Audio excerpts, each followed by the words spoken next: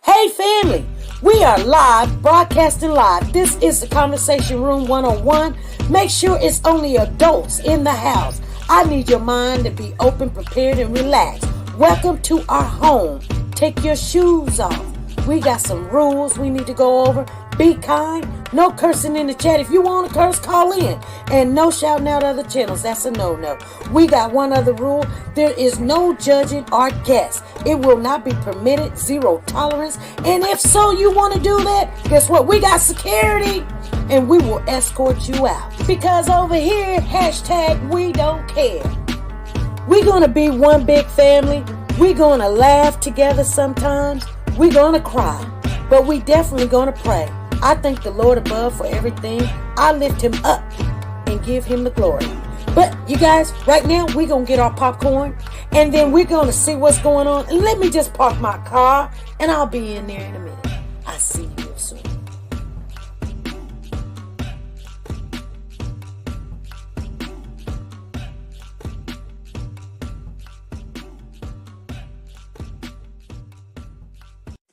The Copyright Disclaimer Act. The Copyright Disclaimer Act under Section 107 of the Copyright Act 1976, allowance is made for fair use for purposes such as criticism, comments, news, reporting, teaching, scholarships, and research. Fair use is used permitted by copyright statutes that might otherwise be infringing. Nonprofit, educational, or personal use tips the balance in favor of fair use. Like, share, subscribe.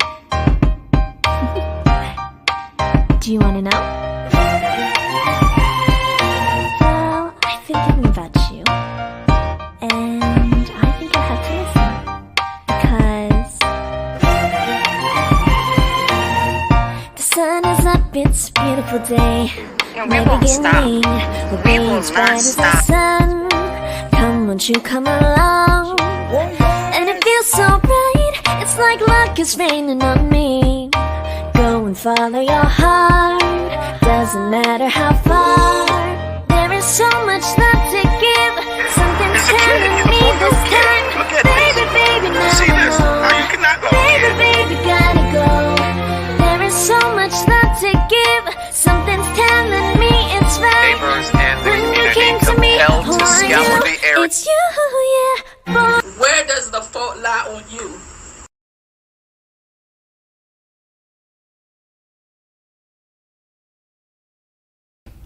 Hey family, how is everybody doing? How is everybody doing? Everybody doing okay? So there's some things we're gonna go over today in the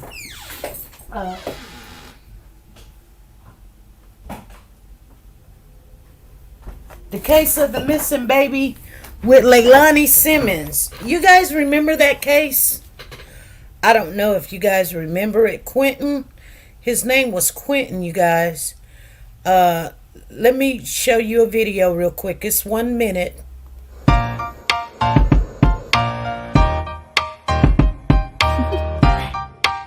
Do you want to know? Well, I've been thinking about you. And I think you'll have to listen. Because the sun is up, it's a beautiful day. My beginning will be Along as the bright tower as has the been missing sun. in Savannah. And when you come along, and it feels so bright, it's like luck is raining on me. Go and follow your heart. Doesn't matter how far. There is so much love to give. Something's telling me this time. Baby, baby, now I know. Baby, baby, gotta go. There is so much love to give. Something's telling me it's right. When you came to me, oh, I knew it's you, yeah, boy. Where is Cody? Okay, so family, Quentin and Cody was both in that little commercial that we did, and I don't remember if you guys, well, I don't know if you guys remember let's get off into some of the details of Leilani and what's going on as far as the news. You guys understand? So let me give you the update right now. What's going on? So this is the third day, okay? And they're having testimony already. They done picked the jurors. Leilani was in court. I've got a little short video I'm gonna share with you guys. But Leilani Simmons, the woman that was accused of killing her son Quentin Simon, is on trial. It's in the Georgia area. I didn't know that. The jurors will decide her fate with 19 counts of indictment, which accuses Leilani of malicious murder or malice, felony murder, concealing the death of another, and making false statements. Okay? So the judge was 30 minutes delayed today. Today's Wednesday. Begin with the question about the evidence. This is the third day of testimony in the trial. It was a bit different. The jurors had entered the courtroom for the day.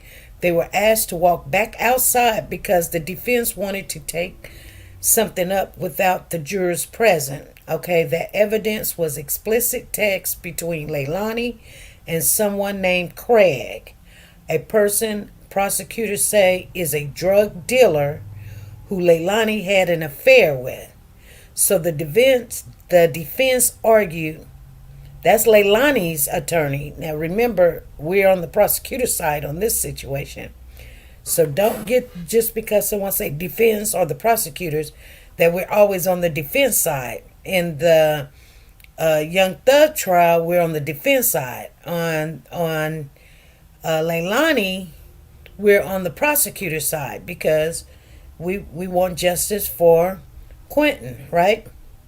And I got something to share with you guys on the Young Thug trial case, but I'm gonna say that at the end of this commentary. So the defense argued that it does not relate to anything in the indictment and is just meant to bash Leilani's character if they tell that she had an affair with the drug dealer. But the state said that these texts are tightly connected to laying out Leilani's state of mind and how Quentin died. So the original motion, part of it was that this is the court book. You can look back and things were so bad between the two of them that it pushed the Leilani to commence a sexual relationship with her drug dealer as a form of solace in the weeks leading up to Quentin's disappearance. And this would be evidence of that. Okay?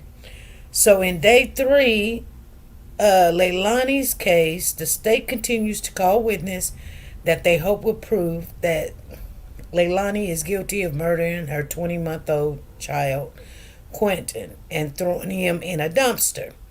Detective Martin has spent most of Wednesday on the stand testifying about the data found on Simon's cell phone, including the video, texts, call logs, and even web searches she made in the days leading up to the disappearance. So the prosecution has been trying to make the case that Leilani's personal life was in turmoil around about October the 4th, and that a lot of it had to do with her relationship with then her boyfriend Daniel. So Lemons read out loud the text messages to the jurors between Simon and this drug dealer, in which Simon talked extensively about their deterioration relationship. You may recall the prosecutions also mentioned in opening statement they planned to prove that Leilani had a bad relationship with Quentin's father, who was not in the boy's life at all, and that because of that she loved Quentin less than her other kids. That came into play in the courtroom Wednesday with the web search found on her phone from 4 days before she reported Quentin missing. She say, is it common for a mother to have resentment or even angered towards her child because of the father or another reason. So she, I guess, Googled the resentment that she had for Quentin. So what the prosecution called Simon's digital suicide note was also played in court Wednesday for the second time. Oh, wow. I'm going to have to go back and listen to that. It was played once already during the opening statement. The detective walked jurors through an interview in which a federal investigator appears to confront Simon about where she was the night before her toddler Quentin was reported missing. In that interview, taken days after the toddler's disappearance, you can hear an FBI agent push back on Simon's story that she went to get mouth medication from a friend. Instead of, the investigator says, Leilani stopped at the dumpster in a nearby mobile home park and also appeared to imply that Leilani knew what happened to Quentin but was not being honest with the police. Prosecutors also introduced a slew of text messages that they say shows Simon had a fraught relationship with her boyfriend leading up to Quentin's death in October. Prosecutors say Leilani's poor relationship with her boyfriend and drug use are central to why they believe the mother killed her own child. Okay, you guys, I'm going to share this with you guys real quick. And let me see if we got it. I'm pretty sure we do. Let's see what's going on here. To all of the exhibits admitted during the trial. I caution you that what the lawyers say during a trial is not evidence. Also, anything that I might do or say is not evidence. I have no leanings at all in these cases. My only interest is to have the cases tried fairly and according to the law and the constitutions of the state and of the United States. You are the exclusive judges of the witnesses' credibility. That is, you decide the truthfulness and reasonableness of their testimony. Following the closing arguments, I will charge or instruct you more specifically on the law that directly applies to this case. Then you will retire to the jury room to deliberate and reach your verdict. This is not an exhaustive description of the criminal procedure, but hopefully it will give you an overview that will help you to understand the trial as it proceeds. He was innocent, and he was beautiful, and like all children, he was totally defenseless, totally and completely dependent on the adults in his life to take care of him and to look out for his safety. And the evidence in this case, Leilani is now bringing in them tears, you guys. She bringing in them tears. She done gained some weight too since she's been in custody. And you know, I was looking at her. I thought she was still in jail, but they didn't have a black sheet over the table.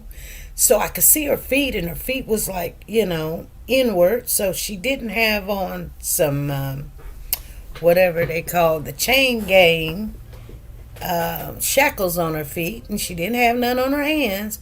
So I'm wondering if she's out on bond. I'm not understanding that. will show that the defendant violated that trust, that most basic, sacred trust of a parent, in the most horrible way. In the middle of the night, she killed him, her own son, got in her car with his body, drove to a dumpster, and threw him away like a piece of trash. She would go home, go to sleep like everything was normal, and wake up the next morning and report it to the police as an abduction. I woke up, my front door was open, and my child was missing. And the story started to fall apart pretty quickly because of good, solid police work. But she would go on to tell a series of evolving lies. And as they're doing this with her, they're also searching for his body, which they ultimately discovered about 6 weeks after his disappearance in a local landfill, in pieces, unfortunately. And as a result of all of that police work and investigative efforts, which I think you'll be quite proud of when you hear about them in detail, the defendant is charged with his murder. So that's sort of the 50,000-foot view of the bluff, the bottom line up front for the military folks here. A little more detail on what happened, what the evidence will show. The 2 days that we're primarily concerned with here are October 4th and 5th of 2022. Specifically This is crazy. The night of October 4th, moving into the morning of October 5th. Now, at that time, and I'll try to go slow, and he asked what garbage truck company services these dumpsters, and they give him that information. He gets in touch with that garbage truck company, and he learns that it was truck 309 from a company, 3909, I should say, from a company called Waste Pro. This is the list of stops for that truck on that day. Serviced the mobile home plaza. This is on the morning of October 5th, actually. Quentin wasn't in the dumpster for very long because it was empty that day. And this, what I'll tell you next, kind of goes to explain Quentin's condition. They ultimately found him, not in an intact body, but in pieces, little pieces, bones. Did you guys hear what he said? When they found little Quentin's body, it was not intact. It was in little pieces. And he's going to explain to you guys more in detail the condition. It was just disturbing to me. It's a front-loading garbage truck. Extends its hydraulic forks into the slots on the side of the dumpster and drops Quentin and all the other garbage into the box in the back of the truck. There's a compactor in that truck that compacts everything. You want that compactor in there so that the truck doesn't have to go to the landfill as frequently. It makes the garbage smaller and take more garbage. That truck went to the Waste Management Superior Landfill on Little Neck Road on the morning of October 5th. This is a landfill ticket.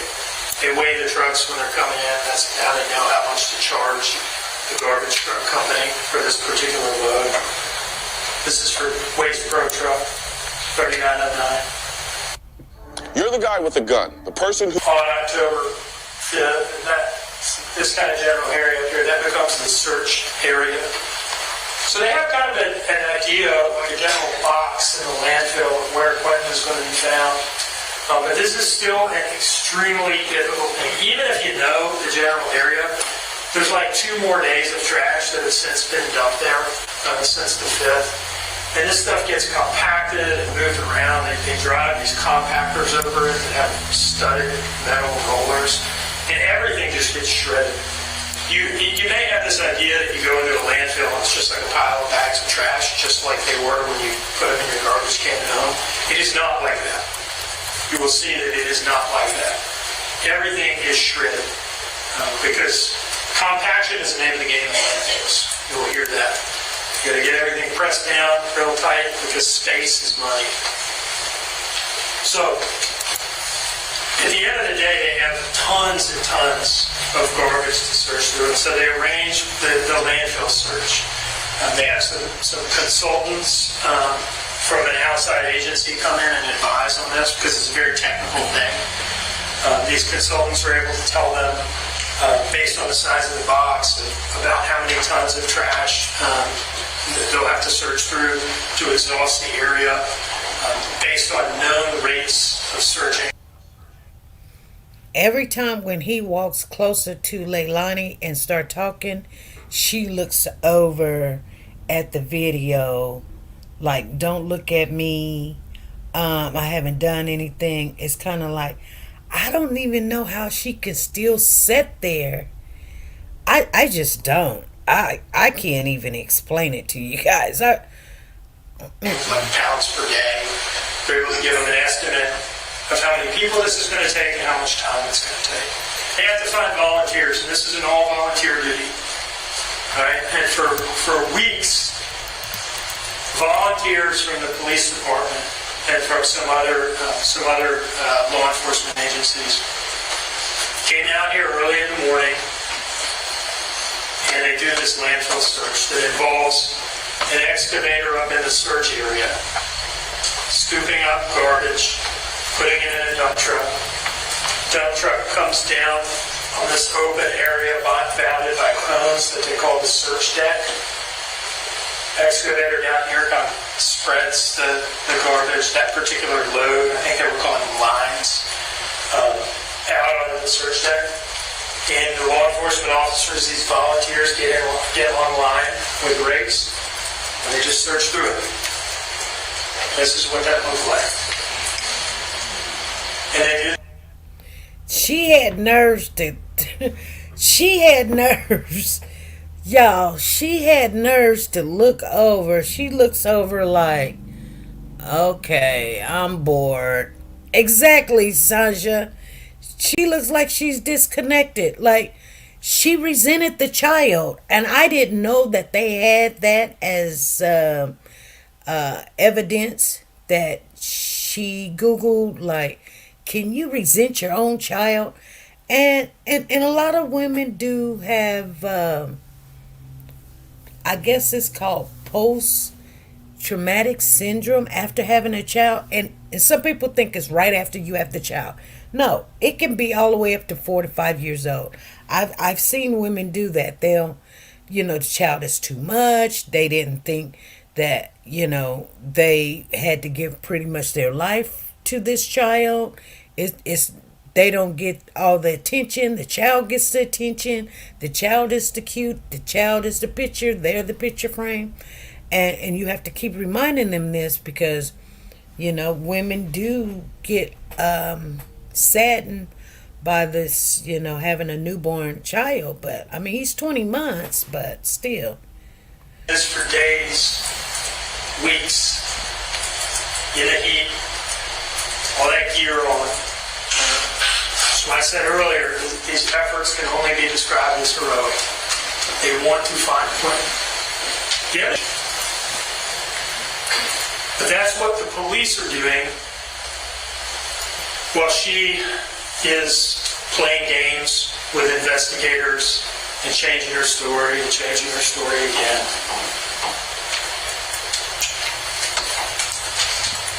October 24th, while the landfill search is underway, and those volunteers are suffering in the heat out there, not knowing whether the next rape is going to bring more tedium and boredom, or if it's going to bring the horror of what they're actually looking for.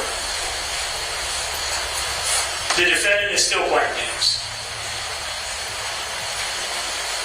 Having already admitted that she went to Azalea and threw away trash that was only stinky shrimp pasta, she does an interview with News, WTOC, in which she still, even at this late stage, this is October 24th, that's 19 days after the initial 911 call, and after several interviews where her story has just been shot to pieces. She does this interview where she holds herself out as the victim of a child abduction, still on that, and has the gall to make an appeal to the public to just please bring Quentin home safe. And the evidence will show that she knows he's not safe. And she knows he's not coming home. Hold on, you guys. I know you guys remember this interview, and if you don't know or you don't remember, that's Leilani she's talking about how she would take herself to the police station and her mother is right beside her. And you know, I never looked at this before, but Leilani does look like her mother, and Quentin looks just like his mother. But you can see the disgust in her mother's face. But don't get it misconstrued, because Leilani's mother acted like she was for Quentin. And she told everybody, you guys should be thanking me because I helped her. I helped them catch her. Because remember, she went to a drug rehab center, try to act like she just has a drug problem, which she does, but still, you know, I guess the mom talked her out of coming out that drug rehab center, and as soon as she came out that drug rehab center, they arrested her. Where's Quentin? Running through the house. I ran and looked everywhere, inside, outside, just screaming for help. I've been here every day since this. I'm not running and I'm not hiding. And if something does come up that I am at fault, I will take myself to the police station. All we want is justice for Quentin's life. That's it. We want justice to him. We want answers. We don't care the cost. We want answers just like everybody else does. At the end of it all, we love you, baby Q. My little monkey, and we went home.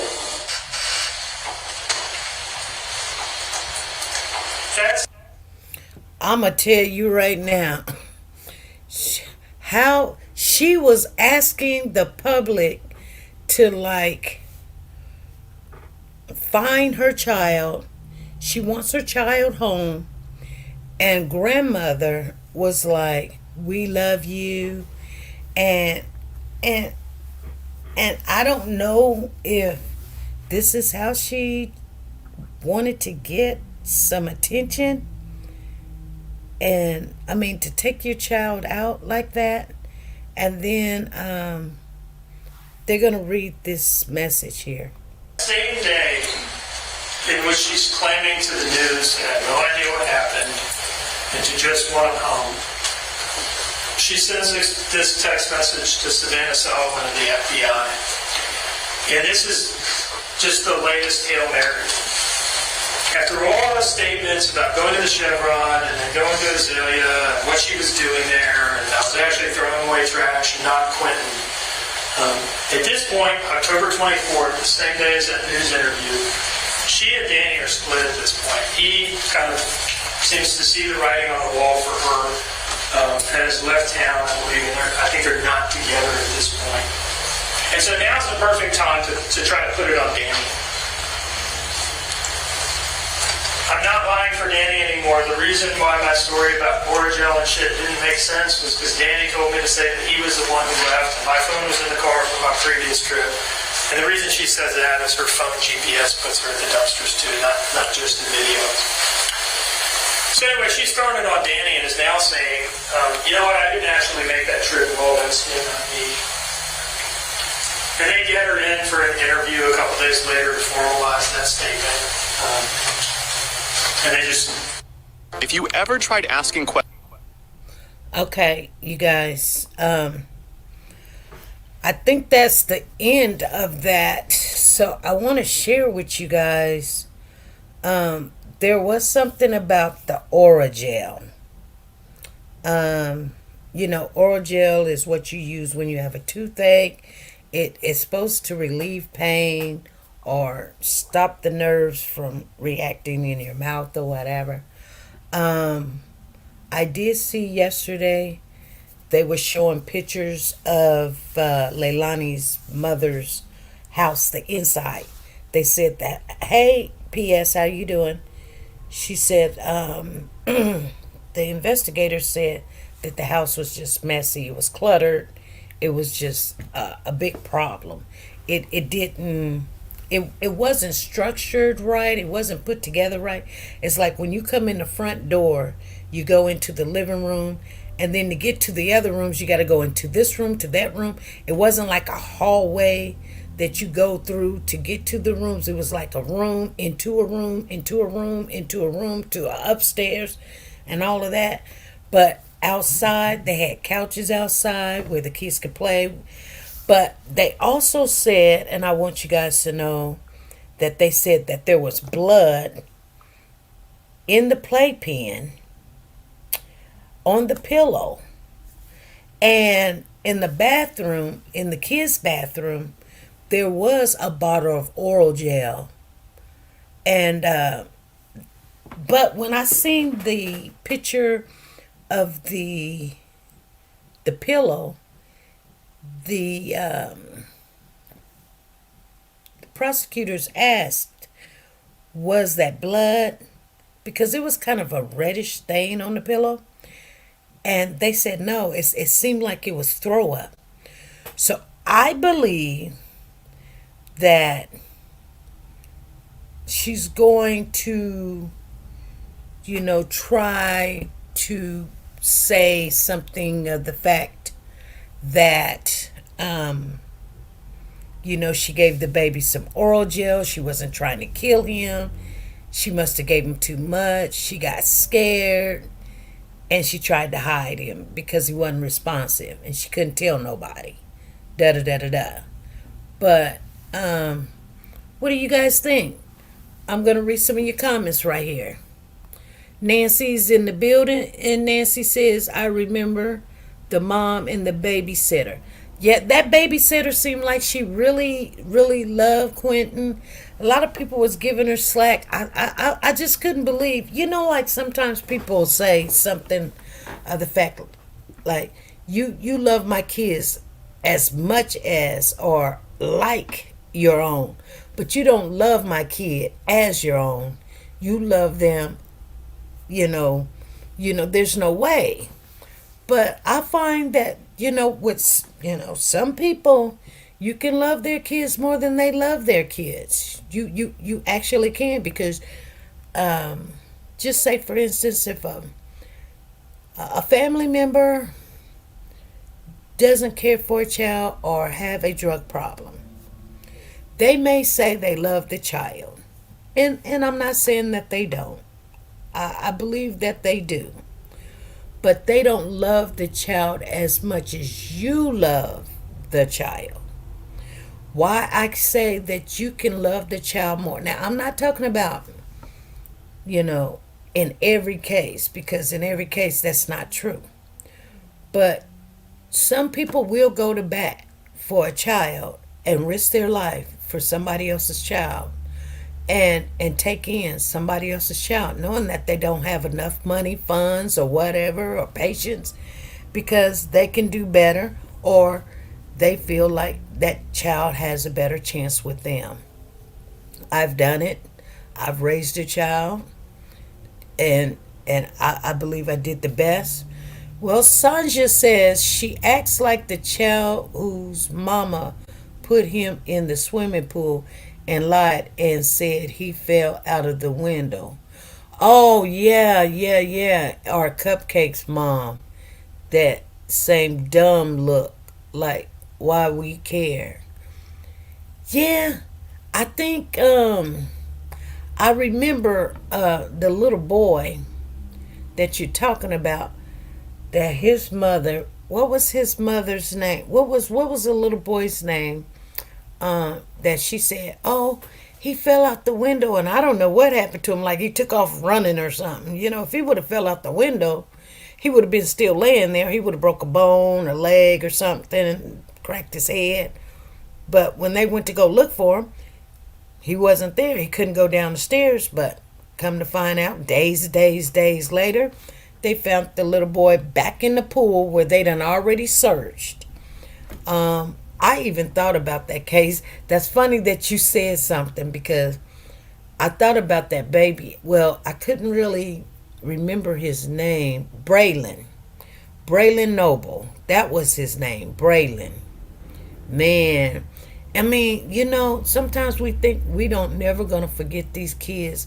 But some of them we do forget, because, not saying that it's so many. That's just what it is. Because we can remember Cupcake, we can remember Cody, we remember we even remember the young lad that came up missing in that little town in Jacksonville. Man, Tyree Gibson. Tyree Gibson. It's so many, you guys. And I'm going to tell you guys something. And, I don't have all the answers. I just don't. Because I really don't even understand it. But, just, some of you guys are retired. So, you're at home. You could just watch this stuff on TV. But it is horrible out there in the new world. If you don't understand it, it is horrible. And I'm not in the world. Yeah, I have to live in it, but I'm not of the world. So, I go to work every day. Well, not every day, but you guys know. I go to work and I still have to deal with people on a day-to-day basis. And I just don't understand their thinking. And, they want you to be perfect. You got to get things in on time. You got to cross your T's, dot your I's. And they have no clue on how to provide for people, take care of people, talk to people. They have no socialization. And I'm going to tell you right now, everybody likes this social life, this AI, this computer, internet. But these people don't know nothing about socialization anymore. Yes, Braylon. They just don't. You guys, I see so much, and I get tired. I get drained, even when I'm dealing with someone that is very hard to deal with.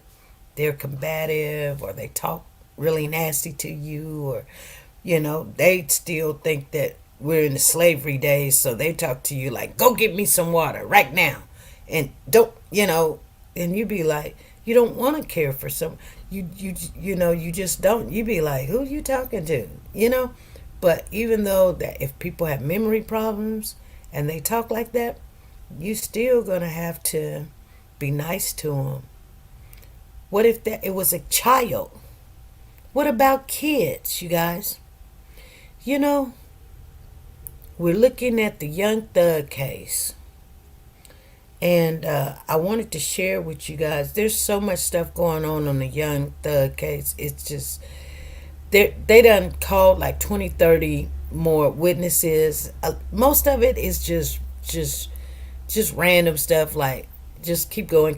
It's a police officer. Yeah, of course, every time there's a shooting, there's going to be like 12, 13 police officers. So you're going to call every last one of them in to try to make these boys look bad. But in reality, you're thinking, okay, every time that there was a shooting, which they were doing a lot of shooting, and other people were doing shooting too. So I wanted to share with you guys on the YSL case, Jeffrey Williams, which we know him as Young Thug. I think his baby mama was at a bowling alley and she got shot and she died. Okay? And Shannon Steele is one of his best friends. He's the one that sits right behind Young Thug. He has the dreads in his head. Well, I just learned that, now I knew that he got stabbed or beat up or something. And hold on, I'm live right now. Oh, sorry, I was just calling you. I love you. Okay, I'm gonna call you in a minute, baby. Okay, no rush. All right. Bye. Bye. That was my daughter. But anywho's, and I wanted to talk to her. So I'm glad that she's in an upbeat. So I know that it's, she just probably calling, checking on me. It's just unbelievable. But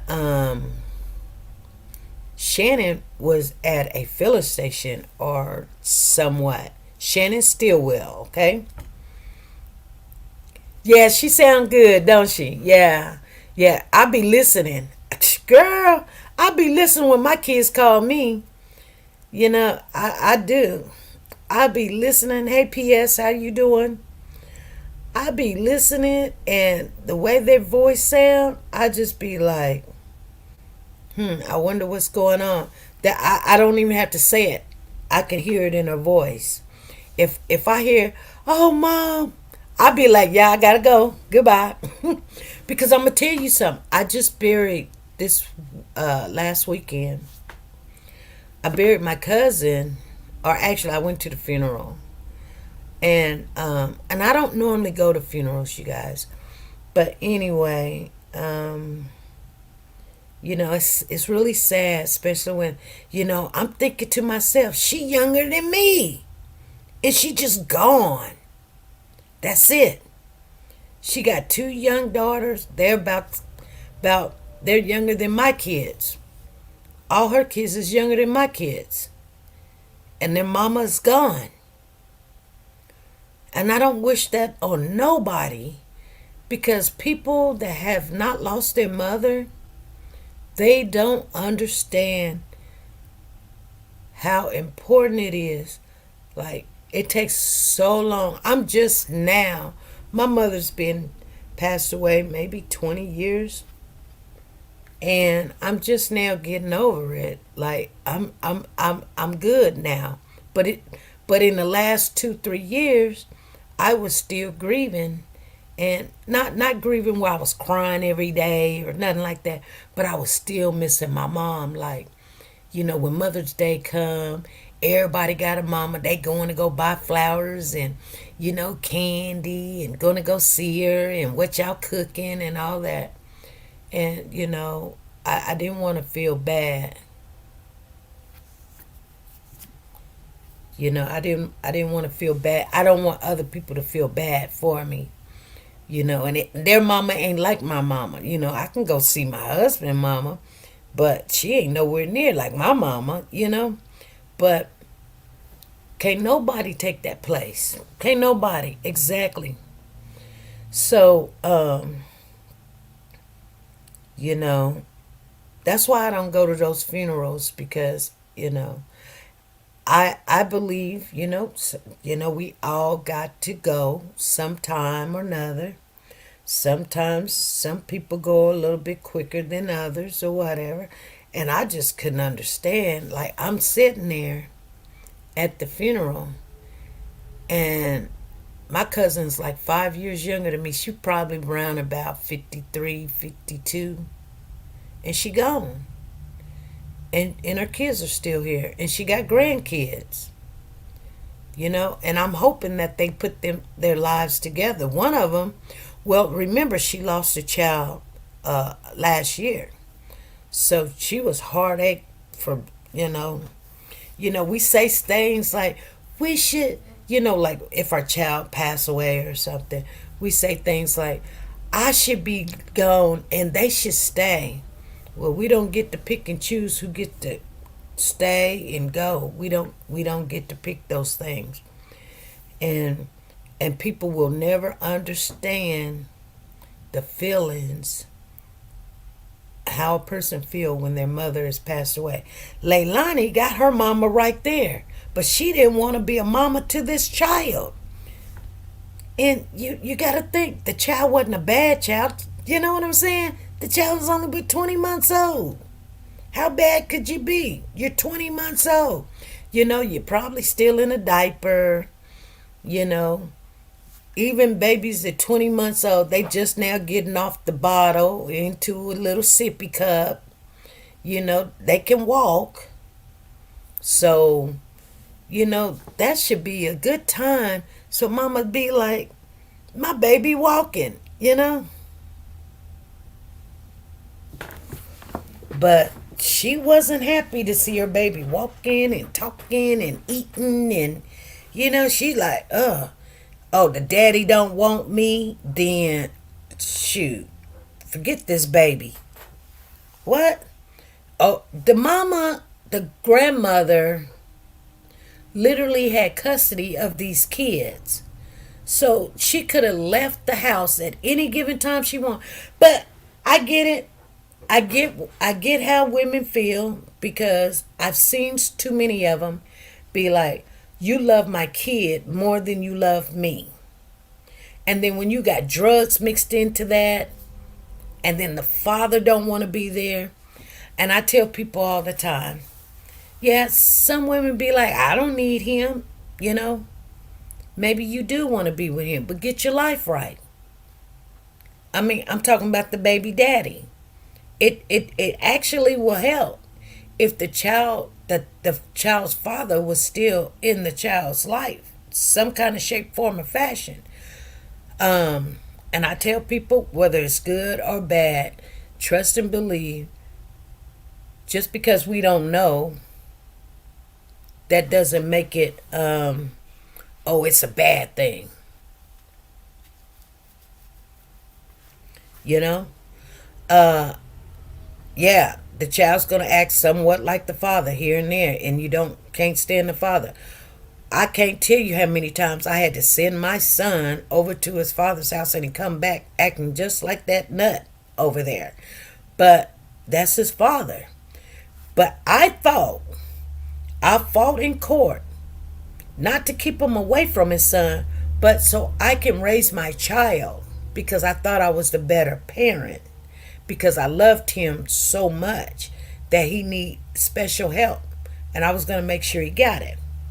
But when it comes down to just keeping him away from his father, I wouldn't do that. I wouldn't do that. Whether I don't care for that person or not, I wouldn't do that.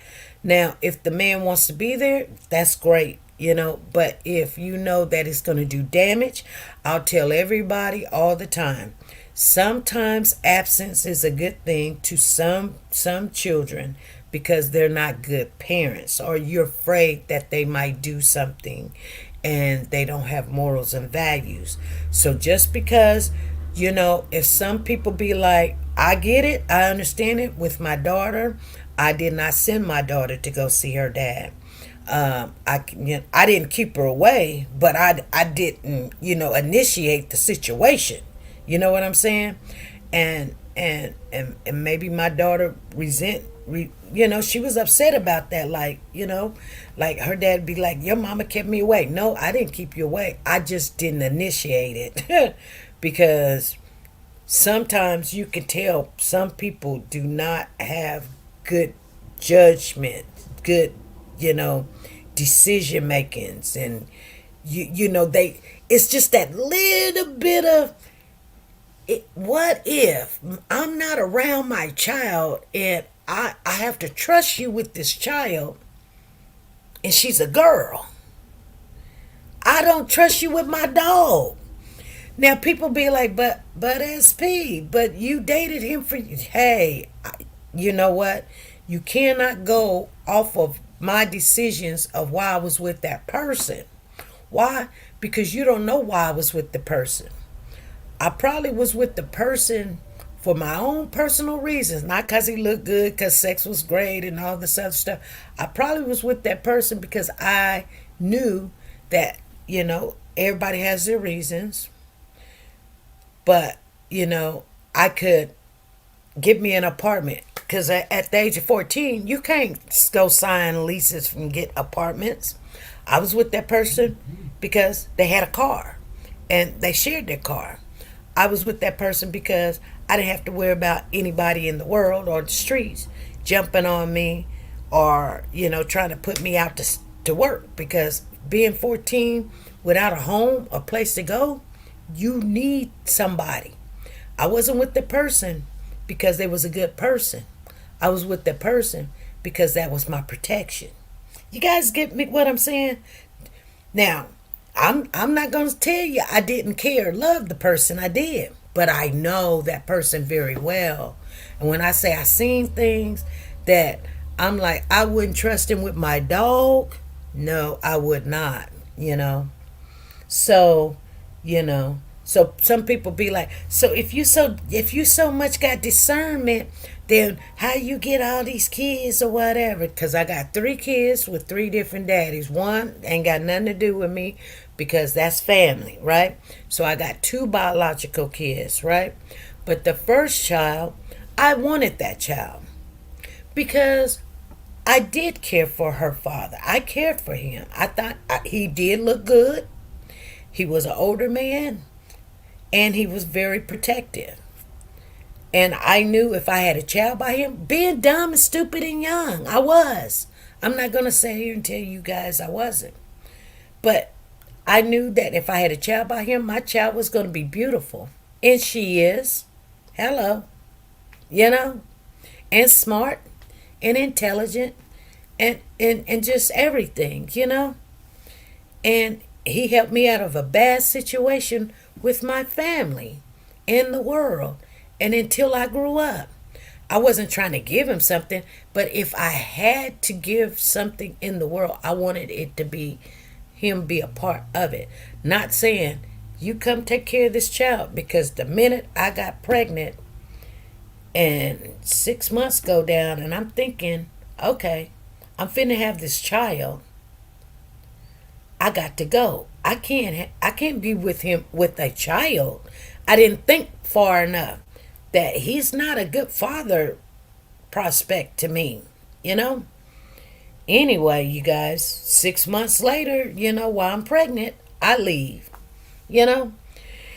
because I cared about a child that was in my belly more than the man. I could have stayed in the relationship, but I believe, and I don't know if you guys understand what I'm saying, I believe that the Lord directs our path. Anytime we're going somewhere in life and we don't know why we made those decisions or why this happened. That's why I may get upset. I'll be like, oh man, I got to quit this job and go to this job. You know what? Yeah, it messes up my money or whatever else and everything.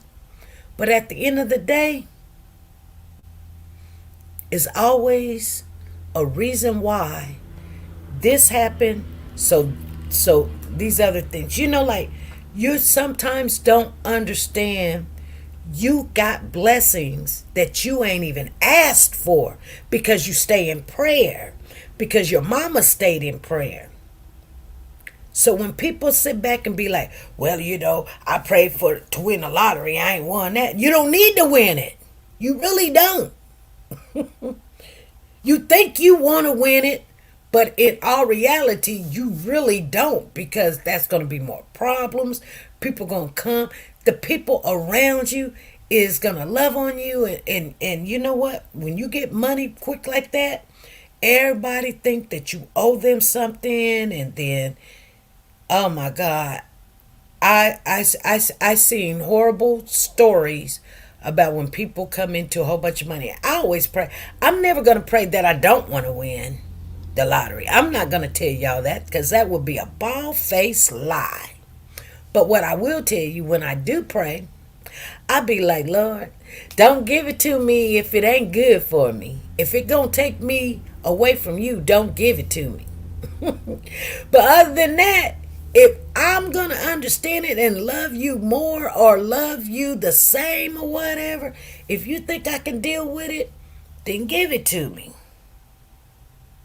You know what I'm saying? But I'm not missing nothing not having it. I'm not going to miss anything. Whether I win the lottery or not, I can work for the rest of my life. It is not going to change nothing over here. I'm going to love the Lord. And if he says, you know what? I want to keep you humble.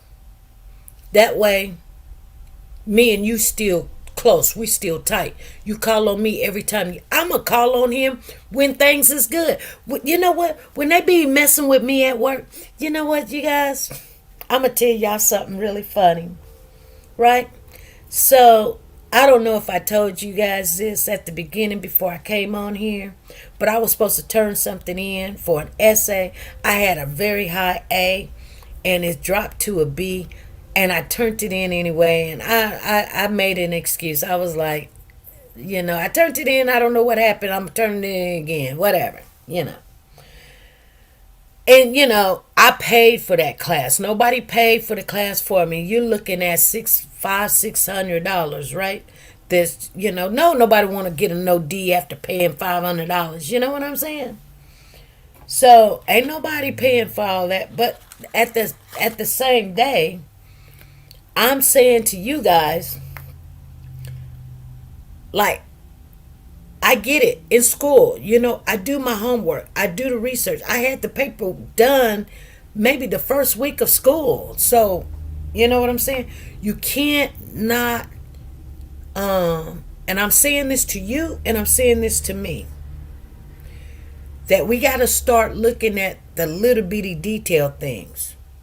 Don't just take it and go with it. You know what I'm saying? Like, sometimes we're going to have to start looking at details. Because even though, listen to what I'm saying. I'm not dumb. Like my cousin would always say, cousin, you dumb. And she say D-U-M, like gum, dumb. Not dumb with a B, but dumb, D-U-M. Because you know better, but it's the detailed things that you need to focus on. And in the Bible, it tells you the small fox spoils the vine. You know what I'm saying? So that was my whole reason why to come on today, to tell you guys and share with you guys. Like, one of these days, I'm not going to be here. I mean, give it that, Don't go, oh, SP, don't say that. What are you talking about? That's just a fact. It's a fact for me, and it's a fact for you too. And you have to get your house in order. Just stay ready. That's the detailed thing. Stay ready. Stay prayed up, so we can all go to heaven. That's the thing, And we will see each other again. And we may not be laughing about all this stuff that's down here, but the ones that love the Lord, you'll get to see your family members again. If you're missing your mom, you'll see your mom again.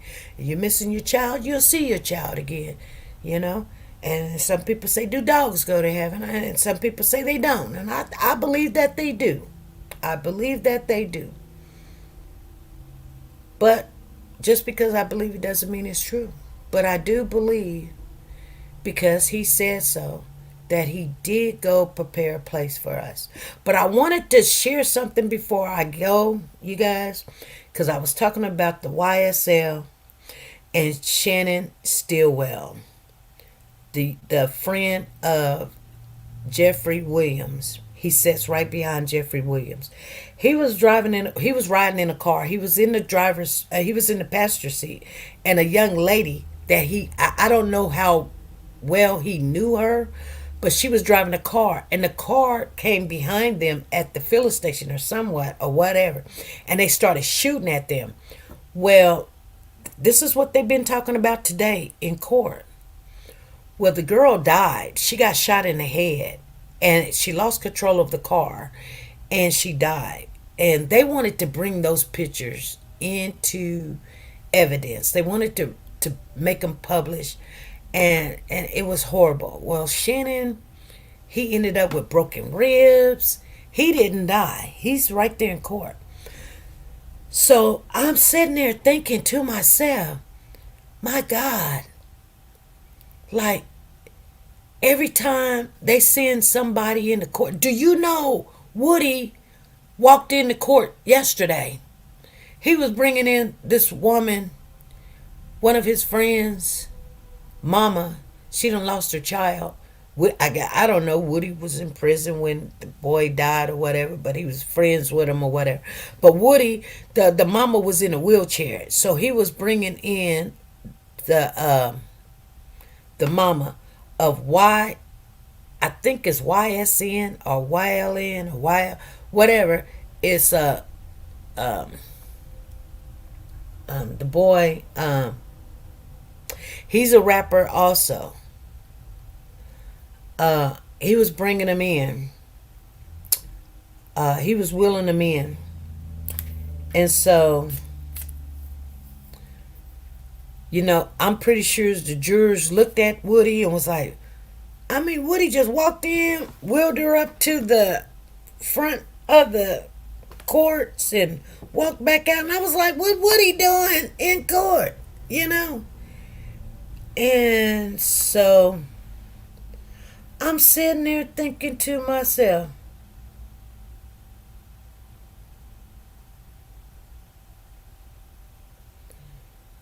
I wonder what the jurors were thinking when Woody walked in. They had to make a special announcement to the jurors and let them know that, because the mother said that her child had passed away, died or something. And so the judge had to tell them, had nothing to do with the case or anything, how her child had passed away. But you guys, in the YSL case, they're making it seem like Woody had something to do with Nut's death. And I told you guys, it just seems like they're trying to say, oh no, his phone wasn't over here, his phone wasn't over there. They was like, nah, his phone was over there, But nevertheless, if Woody wasn't doing one thing, he did another. He did something. You guys, he had something to do with it. I'm just, hey. And they can't arrest Woody because they didn't want him to say anything that he did. So you guys, always remember, and I told you guys that Antonio Sledge, I haven't heard the word yet, but I'm pretty sure he's going back to court, and I'm pretty sure Miss Love is going to put him in jail. I can just foresee it. He's going to jail because Miss Love now is bringing on a whole new team to help her, because Miss Love, she has so much disrespect for the judge. It's not even funny. Now her little crew or team, they talk really negative to the judge. You guys, it is just crazy.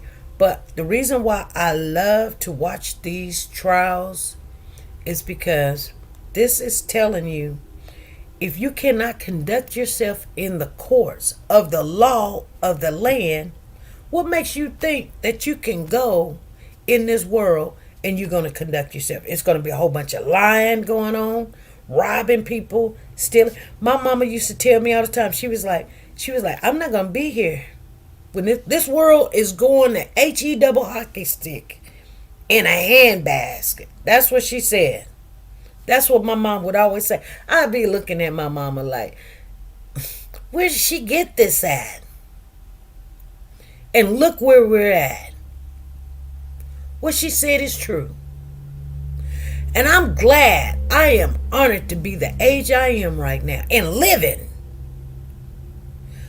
Ain't nobody burying me. Ain't nobody cremating me.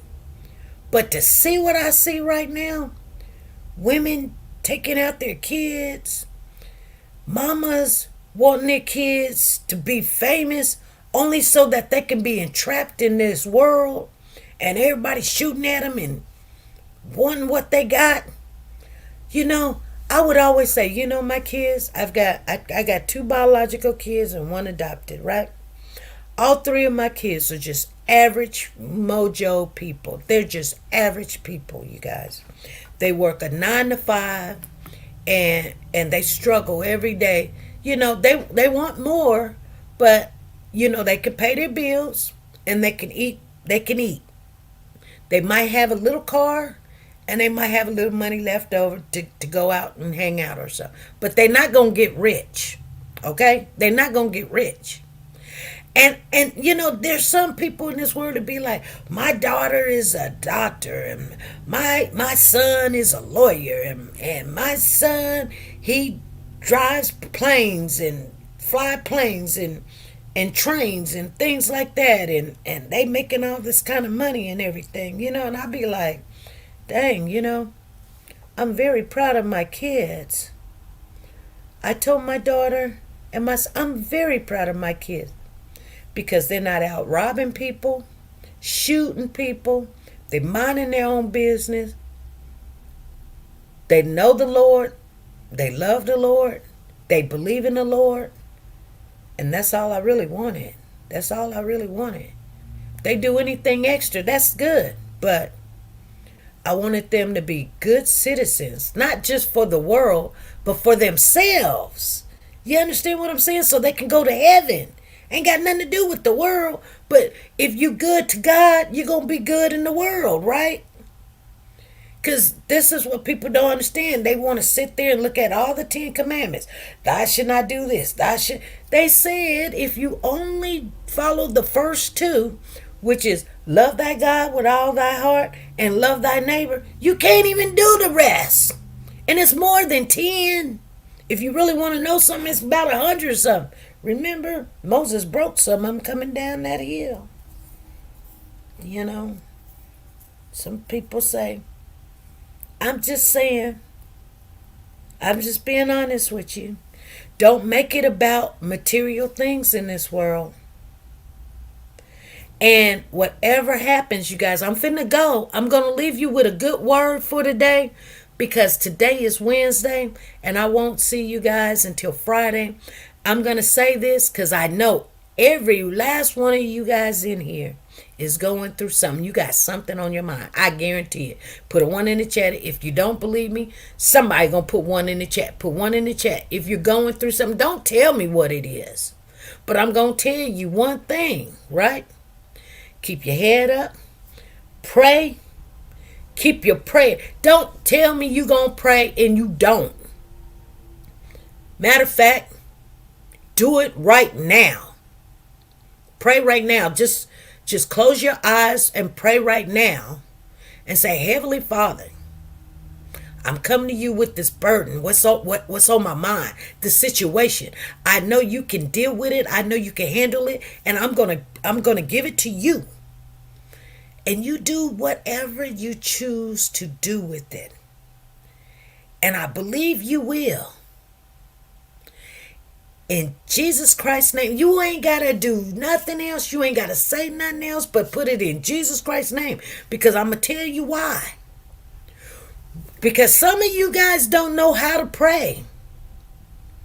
And I'm going to tell you why you're going to say Jesus Christ. Because we are dirty. I don't care how good you think you are, how smart you think you are. We are dirty.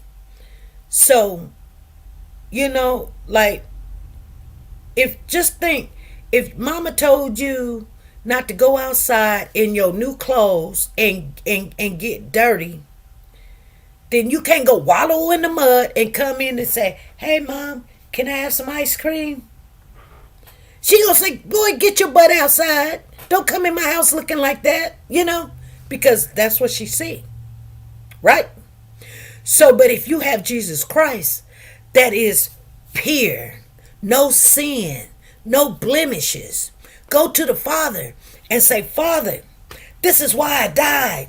Because Jimmy over there went and played in the dirt and got dirty. Now, you know what? Jimmy is sad and feels sad about what he did. But I died for that. So don't be mad at Jimmy. I died for that. I paid for that sin. So you don't even see Jimmy no more that's waddled in the mud. You looking at me. And Jimmy done ask for forgiveness. And Jimmy done ask for favor. So Jimmy knows me and knows you. So do it for him, my Father. Because that's why you sent me. And that's how that works, you guys. That's why When sometimes, and I'm not trying to tell y'all what religion y'all want to believe in or whatever, but I'm telling you why there is no closed door to get your requests made and heard, because Jesus, when he died, it covered everything. It's paid for. You don't go to the store paying for groceries already paid for that's in your kitchen. Oh yeah, by the way, I'm going to Dillon's and everything I've got in my cupboard, I want to pay for it again. No, it's paid for. There's nothing you can do. Whether you're good, bad, or indifferent, it rains on the just and the unjust. See what I'm saying? Whether you're good or bad, Jesus already paid for it. That's it. That's it, you guys. And yeah. So anyway, when you're looking at these bad situations, remember sometimes these bad situations is there to keep you humble and sometimes to keep you safe. All right, you guys, be good, be safe, and be nice to each other. Bye.